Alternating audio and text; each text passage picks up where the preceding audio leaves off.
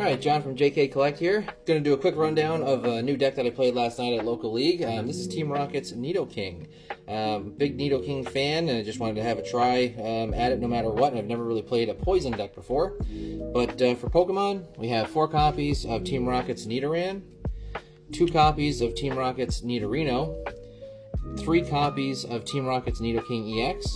Now, Nidoking EX, we're focusing on the first attack, Tainted Horn, does 100 damage, and then your opponent's Pokemon is now poisoned, and during the Pokemon checkup, or when you switch turns, put 8 damage counters onto that Pokemon instead of 1. So that first time you hit him with the 100, you're basically hitting for 180, and then every turn he's going to be hitting for 80 every single time unless he retreats to the bench.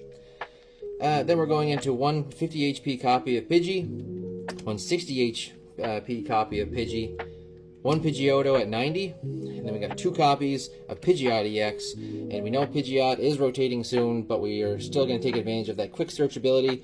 Once you get to Pidgeot, you can search any card once per turn in your deck and put it into your hand and play it. Now, as for putting onto bench and getting poison going, we're going 1 copy of Petrant EX. So Subjugating Chains allows you to move dark Pokemon in and out of the active, and then puts damage counters on them.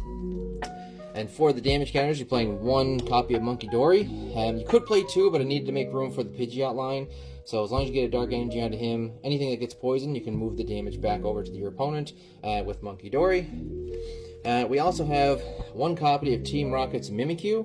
So Mimikyu, this is actually a pretty powerful card. Gemstone Mimicry or Mimicry. Choose one of your opponent's active Terra Pokemon, so say like Dragapult, and you can use his attack, Phantom Dive, being the most popular, against it. So you can hit for 260 to bench.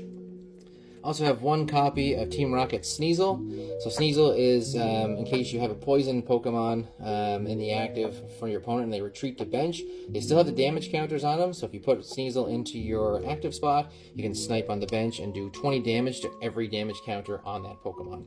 And then we're going to finish off with a copy of Fezandipity EX, just for some draw in case you lose some cards. Now for supporters, we're going to have 4 copies of Lily's Determination. We're going to do 3 copies of Arven.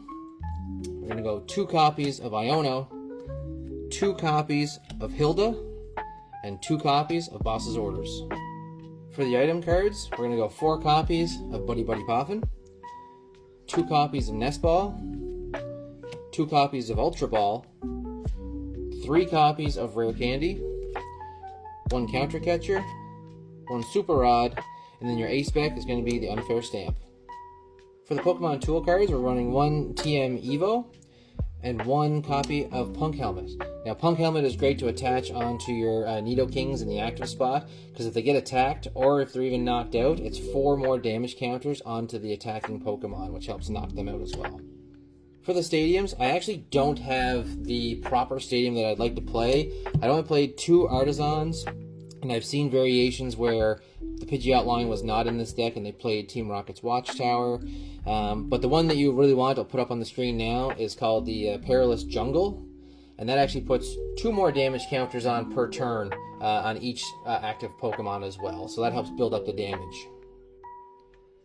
And finally, for the energies, we have 4 copies of Team Rocket's energies.